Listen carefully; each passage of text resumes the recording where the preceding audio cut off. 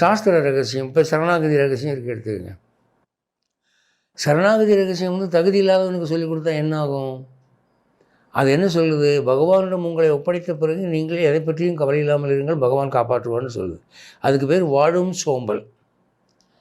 இது தப்பாக புரிஞ்சுக்கிட்டான்னா தகுதி இல்லாதவன் என்ன பண்ணுவான்?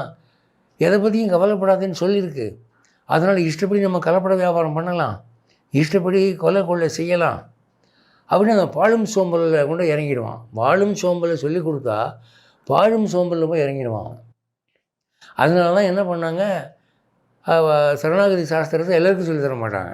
இது இவனுக்கு சொன்னால் என்ன ஆகும், அதை அவன் எப்படி புரிஞ்சுப்பான், அது அவனுக்கு ஞானம் தருமா மோட்சம் தருமா என்று சோதனை பண்ணினார்கள். ஆனானப்பட்ட ராமானுஜரையே 18 தடவை அலைய விட்டு தான் திருக்கோஷ்டூர் நம்பி வந்து அந்த மந்திரத்தை சொல்லி கொடுத்தாரு. அப்போது இந்த மூடி மறைத்தல் என்பது, இந்த சீக்ரசி ஒரு நன்மை கருதி செய்யப்பட்டது. அதை அவர்கள் கடைப்பிடித்ததுனாலே இன்றைக்கி நாமெல்லாம் க்ஷேமமாக இருக்கோம்.